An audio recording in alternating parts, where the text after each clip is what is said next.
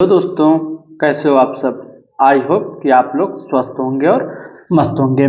दोस्तों, आज हम लोग पढ़ने वाले हैं संधि। और संधि किसे कहते हैं इसके बारे में, और संधि की परिभाषाएं तमाम प्रकार की हम लोग पढ़ने वाले हैं। तो ये बहुत ही इंपॉर्टेंट चैप्टर है, तो वीडियो को पूरा अंत तक देखिएगा, जिससे आपको संधि से संबंधित कोई भी डाउट खत्म हो जाए। तो सबसे पहले संधि कहते किसे हैं, इसकी परिभाषा क्या है। तो परिभाषा है कि दो वर्णों के मेल को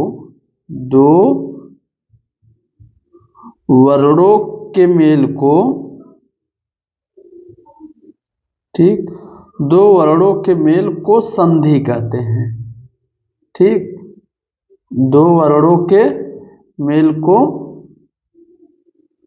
संधि कहते हैं।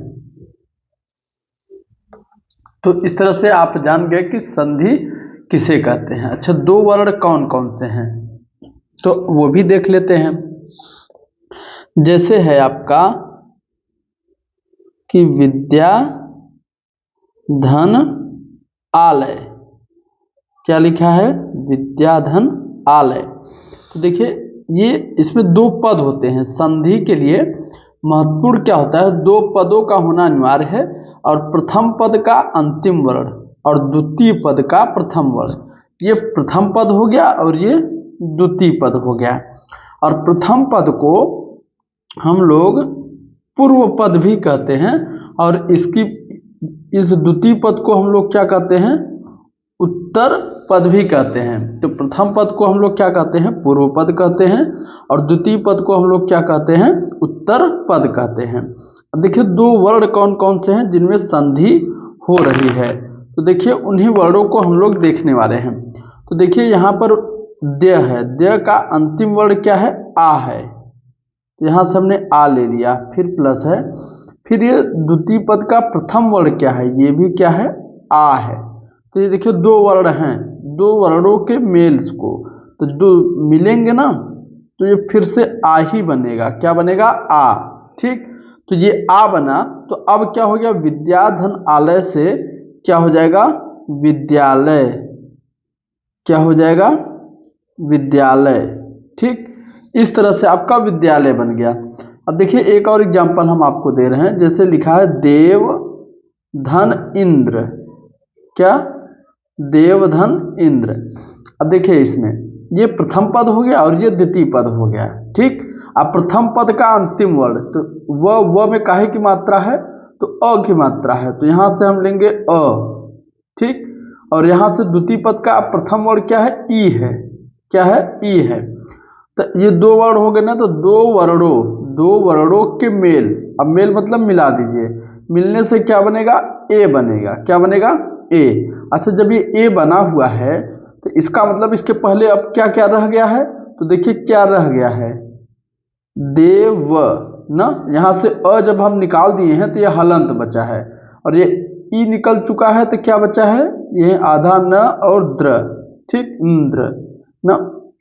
अब देखिए, आप लोग भली भांति जानते हैं कि जो मात्रा होता है वो हमेशा अपने पहले वाले वर्ण पर लगता है। तो अब क्या हो जाएगा, देवेंद्र। देखिए, जहां पर एक ही मात्रा आकर के लग गई, तो इस तरह से क्या हो गया, देवेंद्र। तो इस तरह से आपका ये संधि होता है। अब हम लोग चलेंगे संधि के भेद। क्या, संधि के भेद कितने हैं, भेद मतलब प्रकार। तो संधि के भेद, तो संधि के भेद मुख्यतः तीन हैं। कितने हैं, तीन। पहला, दूसरा, तीसरा। तो पहला प्रकार क्या है, दूसरा प्रकार क्या है, और तीसरा प्रकार क्या है। ठीक, तो अब संधि के भेद हम लोग पढ़ने वाले हैं, तो तीनों को पढ़ेंगे। तो पहला आपका है जो, वो क्या है, स्वर संधि। स्वर संधि। ठीक, ये पहला भेद है। और दूसरा है आपका व्यंजन संधि। व्यंजन संधि। ठीक, और तीसरा आपका है विसर्ग संधि। विसर्ग संधि। अब देखिए, स्वर संधि को हम लोग अच संधि भी कहते हैं। क्या कहते हैं? अच संधि भी कहते हैं। और व्यंजन को हम लोग क्या कहते हैं? हल संधि। कौन सा? हल। स्वर को हम लोग अच संधि कहते हैं, व्यंजन को हम लोग हल संधि कहते हैं, और विसर्ग को विसर्ग संधि ही कहते हैं। अब स्वर संधि होने का मतलब है स्वर का स्वर के मेल से स्वर और स्वर मिलेंगे तो वहां पर क्या होगा? स्वर संधि होगा। और व्यंजन वाले में क्या होगा? व्यंजन का स्वर से मेल होगा, या व्यंजन का व्यंजन से, या व्यंजन का व्यंजन से, ठीक, मेल होगा, तब पर भी वहां पर क्या होगा? स्वर संधि होगा। या फिर स्वर का व्यंजन से मेल पर भी संधि होगा।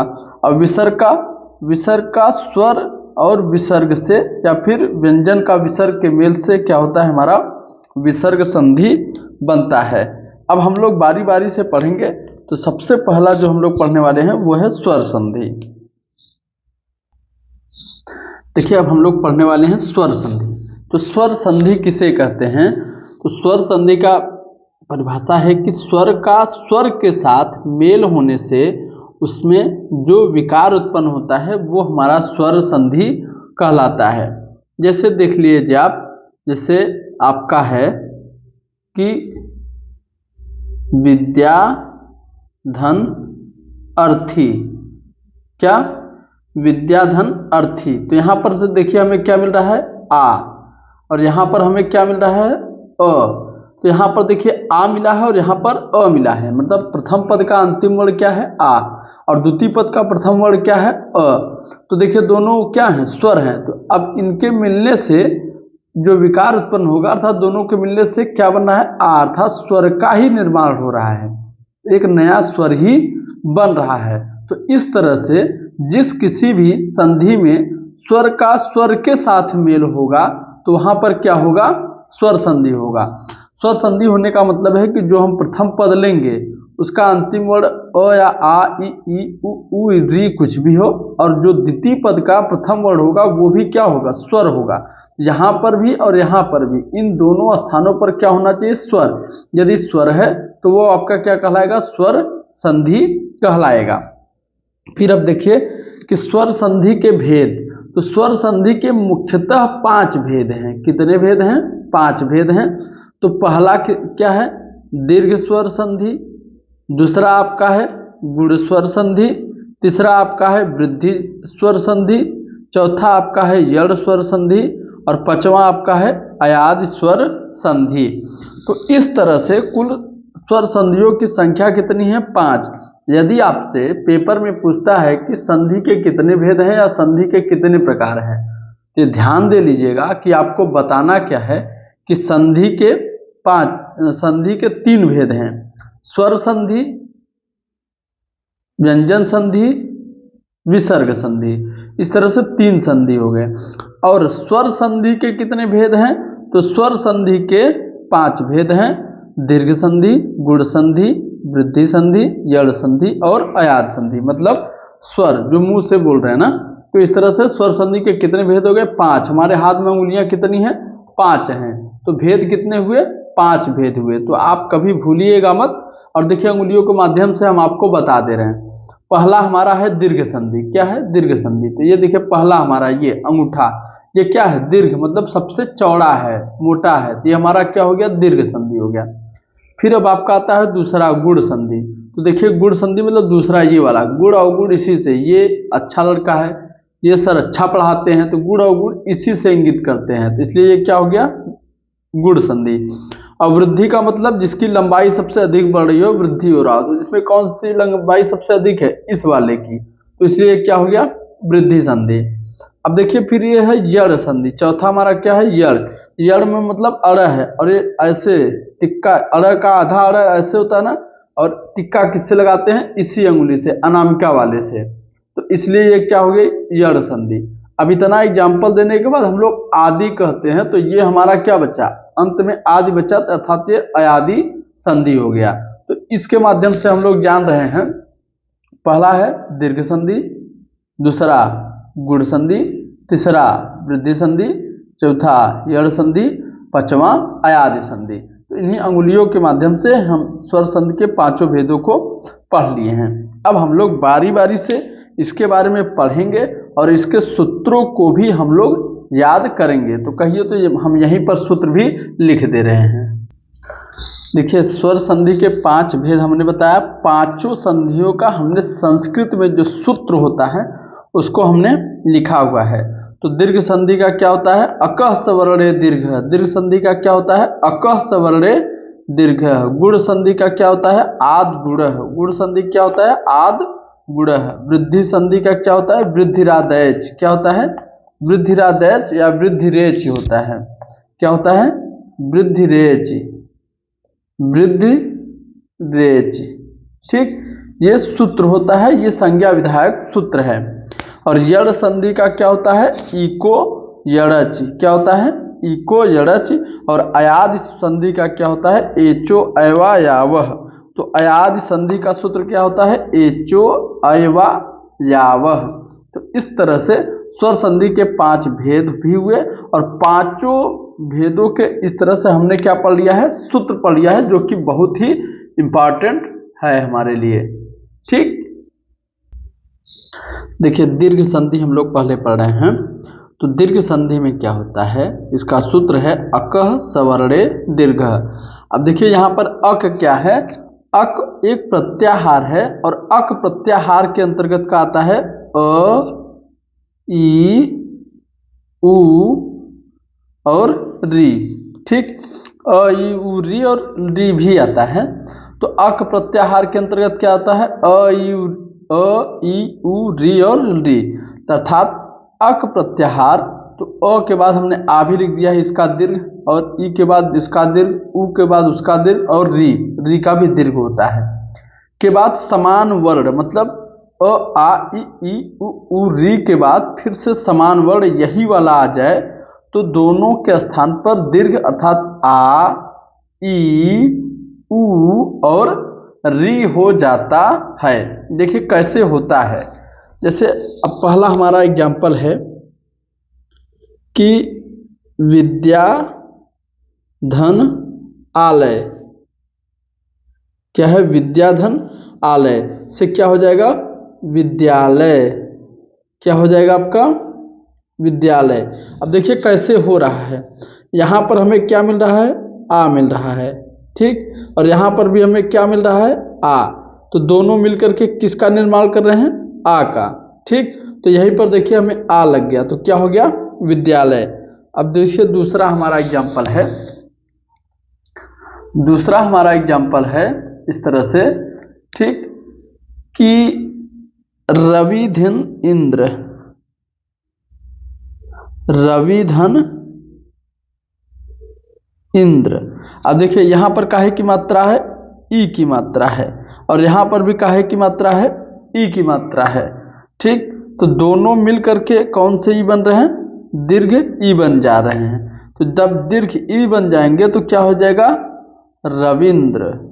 क्या हो जाएगा? रविंद्र हो जाएगा। ठीक, तो इसी तरह से आप हमने क्या बताया कि अक प्रत्याहार, अ से अ मिलेगा तो भी आ होगा, आ से आ मिलेगा तब पर भी आ होगा, अ से आ मिलेगा तब पर भी आ होगा। इसी तरह से ई में भी होता है और उ में भी होता है। अब देखिए जैसे अगला आपका है एग्जाम्पल हम आपको दे रहे हैं। ठीक, वात धन आवरण। क्या? वात धन आवरण। तो क्या हो जाएगा? वातावरण। वातावरण क्या हो जाएगा आपका? वातावरण। देखिए यहाँ से अ मिला और यहाँ से आ, यहाँ से क्या मिला है? अ, और यहाँ से क्या मिला है? आ। अब दोनों मिलकर के काहे का निर्माण कर रहे हैं? आ का। तो देखिए ये कहाँ चला गया? आ पे आ गया। तो इस तरह से ये क्या हो गया? वातावरण। अब देखिए अगला है आपका चौथा नंबर। ठीक, क्या है? गिरी धन ईसह। क्या है? गिरिधन ईसह। जैसे ये संस्कृत का है तो यहाँ पर विसर्ग लगा रहेगा। ठीक, वात धन आवरण बराबर वातावरण। अब यहाँ पर देखिए क्या है? छोटी ई की मात्रा है, और यहाँ पर ये क्या है, बड़ी ई है। तो छोटी ई अर्थात ये छोटी ई है और ये बड़ी ई है, दोनों मिलकर के काहे का निर्माण कर रहे हैं, बड़ी ई का निर्माण कर रहे हैं। तो ये मिलकर के क्या बना जाएंगे, गिरीशः, क्या हो जाएंगे, गिरीशः। तो आई होप कि आप लोगों को अच्छी तरह से समझ में आ रहा होगा। चलिए हम कुछ और एग्जाम्पल लेते हैं। देखिए हमने कुछ और उदाहरण लिया हुआ है। अब देखिए जैसे गुरु धन उपदेशः, क्या है, गुरु धन उपदेशः। यहाँ पर देखिए छोटा ऊ की मात्रा और यहाँ पर भी छोटा ऊ की मात्रा, इससे क्या हो जाएगा, गुरु उपदेशः, गुरु उपदेशः। ठीक, ये आपका क्या हो गया, दीर्घ स्वर संधि हो गया। जैसे वधू धन उत्सव, यहाँ पर देखिए दीर्घ ऊ की मात्रा और यहाँ पर हरस ऊ है, अर्थात बड़ा ऊ इधर है, छोटा ऊ इधर है। तो क्या हो जाएगा, वधुत्सवः, वधुत्सवः, मतलब दीर्घ ही हो जाएगा, हर हाल में क्या बनेगा, दीर्घ ही बनेगा। और लघु धन उर्मी, यहाँ पर देखिए छोटा ऊ की मात्रा और यहाँ पर बड़ा ऊ की मात्रा है, तो क्या हो जाएगा, ठीक, तो लघुर्मी अर्थात दीर्घ ऊ हो जाएगा, लघुर्मी। ठीक, अब अगला आपका क्या है, भूधन ऊर्जा, यहाँ पर दीर्घ ऊ और यहाँ पर भी दीर्घ ऊ है, तो दोनों मिलकर के क्या हो जाएंगे, दीर्घ ही हो जाएंगे, तो क्या हो जाएगा, भूर्जा। ठीक, क्या हो जाएगा, भूर्जा। तो इस तरह से आपका ये क्या है, दीर्घ स्वर संधि हुआ है। अब हम जो पढ़ेंगे वो क्या पढ़ेंगे कि अगला जो भी होगा वो हमारा होगा गुण स्वर संधि। एक वीडियो में हम लोग दो दो संधियों को अच्छी तरह से समझते हुए पढ़ेंगे और एग्जाम्पल को करते हुए आगे बढ़ेंगे। आज के वीडियो में इतना ही। अब अगले वीडियो में हम लोग अगले संधि के साथ उपस्थित होंगे।